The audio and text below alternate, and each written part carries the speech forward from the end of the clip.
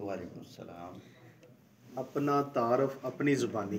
جی جی، آپ کا نام کیا ہے؟ میرا نام جی حکیم مزمل علی خان ہے، اور آپ کہاں کے رہنے والے ہیں؟ میرا تعلق ضلع مظفر گڑھ چوک سرور شہید سے۔ آپ کتنے عرصے سے حکمت کر رہے ہیں؟ جی یہ شوق تو بچپن سے ہی ہے، ہم، لیکن جو ہے 12 سال سے تقریباً میں الحمدللہ ثم الحمدللہ۔ تو یہ بچپن سے شوق کیسے پڑا؟ یہ اپنے آباء و اجداد کی وجہ سے۔ آباء و اجداد میں کون حکمت کرتا تھا؟ میرے نانا جی تھے میاں فتح محمد صاحب، ہم، میرے والد صاحب تھے، ان کو بھی شوق تھا، اچھا۔ لیکن وہ فزیکل انسٹرکٹر تھے فوج میں، ہم، تو یعنی وہ پریکٹس نہیں کر سکے۔ پریکٹس نہیں کرتے تھے، لیکن وہ اپنے گھر میں جو ہے نا حکمت کو ہی اپلائی کرتے تھے۔ تو یہ جو بچپن کا شوق تھا جی یہ یعنی حکمت میں تبدیل تو ہو گیا، لیکن حکمت کے لیے آج کل جو جی سٹینڈرڈ ہے، گورنمنٹ نے کچھ پروسیجرز بھی رکھے ہوئے ہیں جی جی کہ جی آپ کے پاس کوالیفیکیشن ہونی چاہیے، رجسٹریشن ہونی چاہیے، تو کیا وہ آپ نے کوالیفیکیشن حاصل کی کہیں سے؟ جی جی بالکل بالکل، اسلامیہ طبیہ کالج ملتان سے میں نے جو طب کا کورس کیا 4 سال کا۔ اچھا، 4 سالہ کورس۔ جی 4 سالہ یہ ہوتا ہے ہمارا، ہم، تو وہ کیا، پھر اس کے بعد میں نے پبلک ہیلتھ کیئر کمیشن ہم، لاہور سے اس کو جو انہوں نے ادارے کو محمد دواخانے کے نام سے منظور کروایا۔ رجسٹرڈ کروایا۔ جی رجسٹر تو کروایا۔ یہ دواخانہ کس محکمے سے رجسٹرڈ ہوتا ہے؟ یہ پبلک ہیلتھ کیئر کمیشن سے رجسٹرڈ ہوتا ہے، پبلک ہیلتھ PHC سے۔ جی جی تو وہ رجسٹرڈ ادارہ ہے جی آپ جی کا؟ رجسٹرڈ ادارہ ہے ہمارا۔ تو ماشاءاللہ کتنے سال سے رجسٹرڈ ہے؟ یہ تقریباً 1 سال ہو گیا۔ 1 سال۔ جیسے ہم کہتے ہیں کسی بھی ڈاکٹر کی اسپیشلائزیشن ہوتی ہے کہ جی کون بندہ کس شعبے کے اندر اسپیشلائزیشن کر چکے ہیں، تو آپ کی جو حکمت ہے وہ کن 4 یا 5 بڑے مرض جو ہیں ان کے گرد گھومتی ہے؟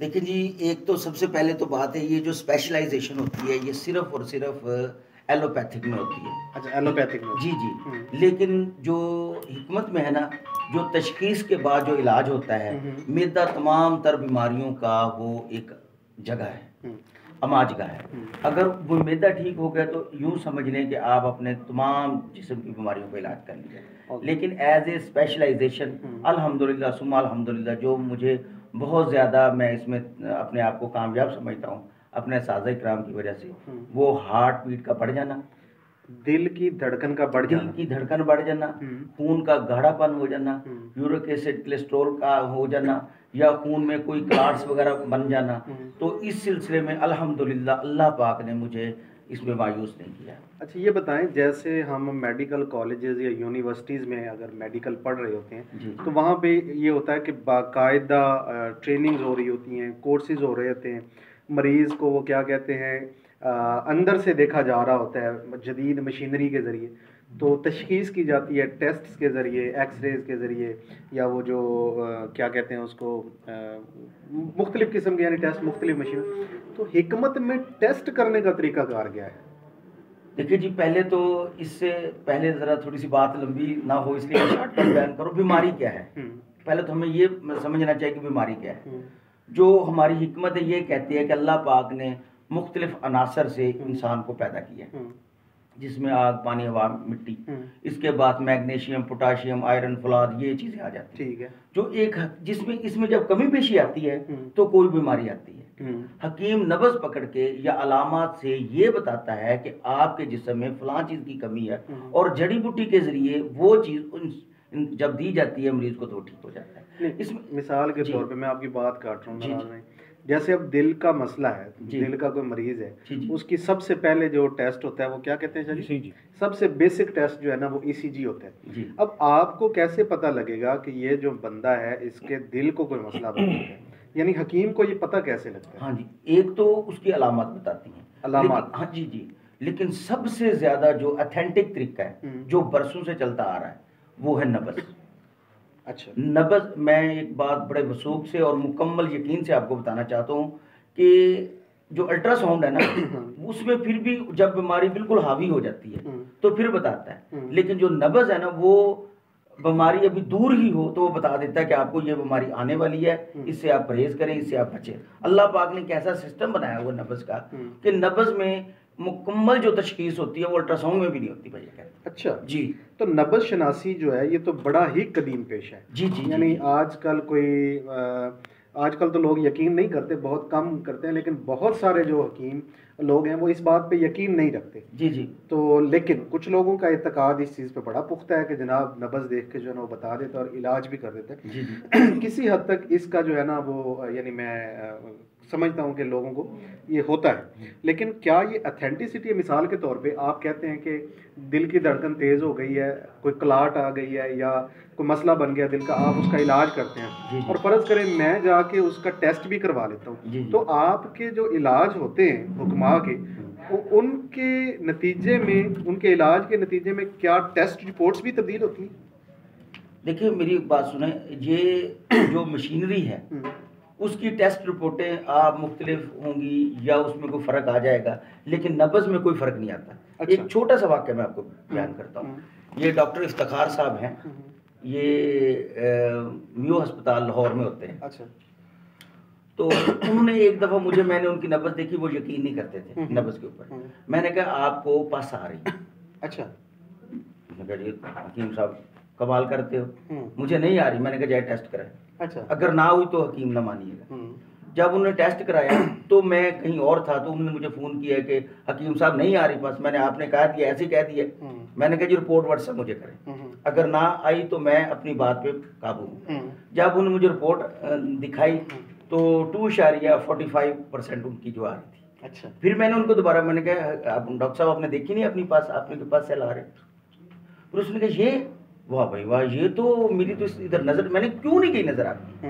جو حکمت کی جو حکیم ہے اس کی پہچان ہی نبض سے ہوتی ہے.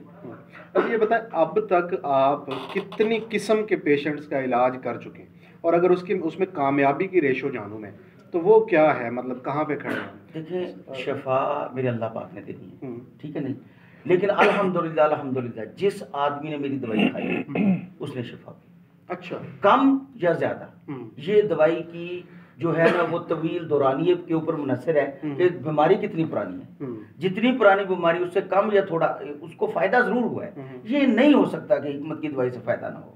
آپ کو ایک حکیم صاحب بھی دیکھ رہے ہیں, ان کا نام ہے حکیم محمد افضل ہے یا افضال ہے. وہ کہہ رہے ہیں آئی ایم سرٹیفائڈ ہربلسٹ حکیم and BS chemistry graduate. Good جی.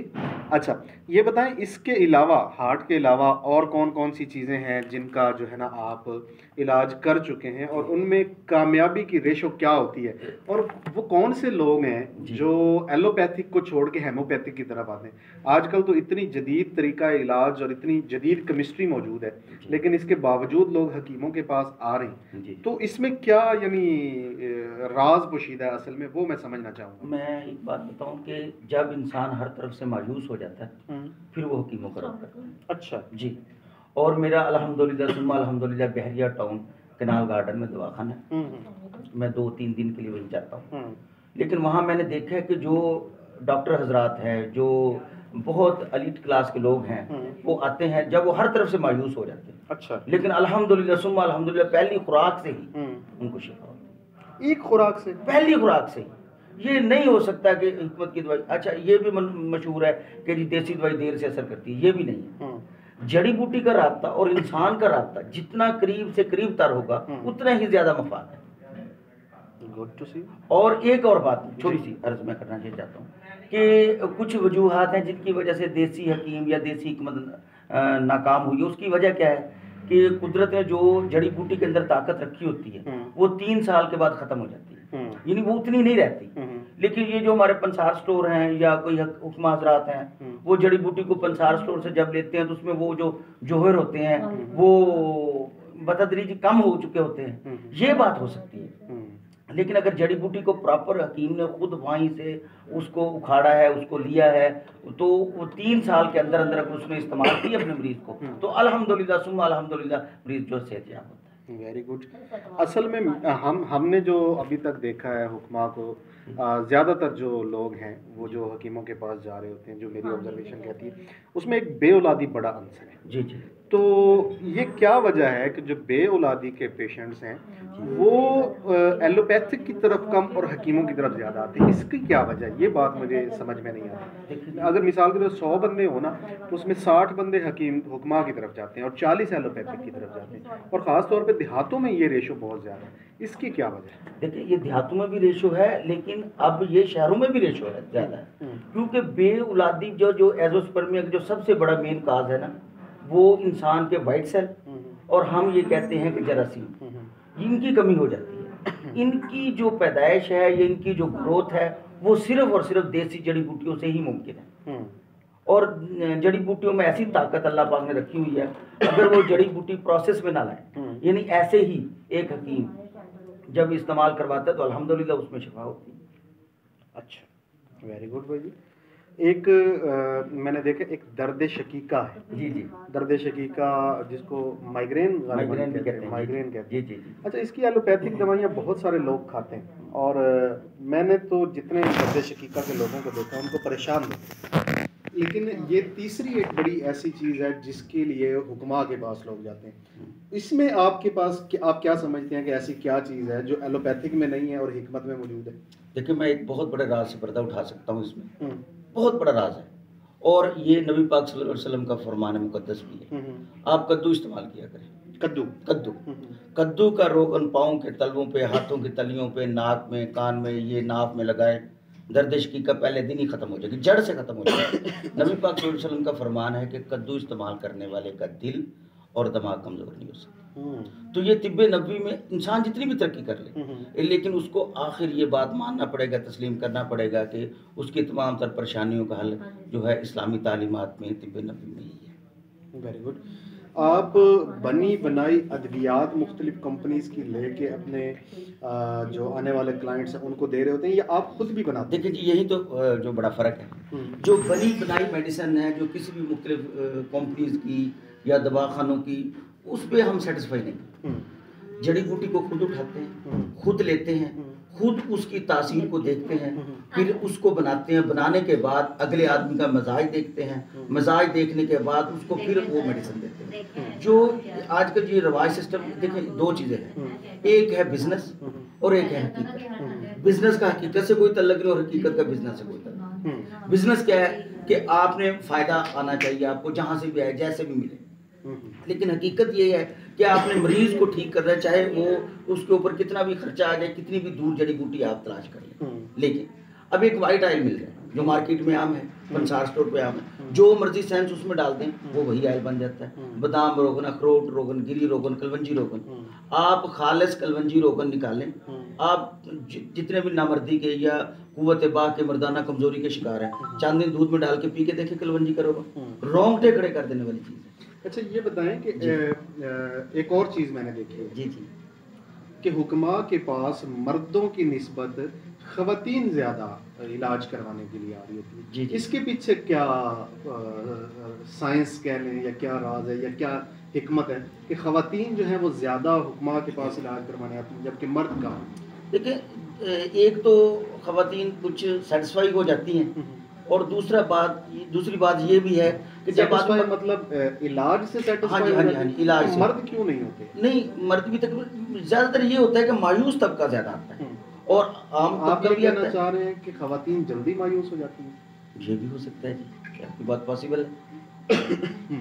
تو ابھی تک جتنے مریضوں کا آپ علاج کر 12 سال میں, جی جی, کیا یہ اس کا ڈیٹا بھی ہوتا ہے آپ کے پاس کوئی, اس کا یعنی کہ کب لوگ آئے, کتنے آئے, کوئی ڈیٹ وائز کوئی ریکارڈ بھی ہوتا ہے, یا بس کوئی آ جائے تو ٹھیک ہے, جو نہ آئے تو ٹھیک ہے؟ نہیں, ہر مریض کا مکمل ریکارڈ ہوتا ہے, اس کا ریکارڈ رکھتے ہیں, اس کو کیا دیا, اس کو کون سی طریقے اس کو دوائی لی, خصوصاً 2-3 جو تھیلیسیمیا ہو گیا یا ایزوسپرمیا کے کیسز ہو گئے یا ہارٹ بیٹ کے کیسز ہو گئے, ان کا ریکارڈ رکھنا بہت ہی ضروری ہے. اس کی وجہ یہ ہے کہ 40 دن کا کورس ہوتا ہے ایزوسپرمیا, اس میں ہم نے مرد اور دونوں کو دوائی دینی ہوتی ہے, ان کی علامات لکھنی ہوتی ہیں, اور یہ بتانا ان کو ہوتا ہے کہ یہ ہماری احتیاطی تدابیر ہیں, ان تدابیر کے اوپر آپ نے عمل کرنا ہے. اور اس کے بعد الحمدللہ ثم الحمدللہ ہم ان کو مختلف گائیڈ بھی کرتے رہتے ہیں, اور پھر اللہ پاک شکر. تو آپ کا جو دواخانہ ہے جی, اس کا ایڈریس کیا؟ میرا دواخانہ ہے جی بیسکلی جو میں رہائشی ہوں وہ ضلع مظفر گڑھ چوک سرور شہید کا ہوں، تو دواخانہ میرا وہی ہے. تو آپ کا ٹیلی فون نمبر یا کوئی کارڈ ہے آپ کے پاس؟ جی کارڈ دکھائیں. یہاں پہ لوگ سوال نہیں کر رہے. جی اگر کوئی سوال کر رہے ہوتے تو ہم ان کے سوالوں کے جواب بھی جو ہے نا وہ اس میں شامل کرتے.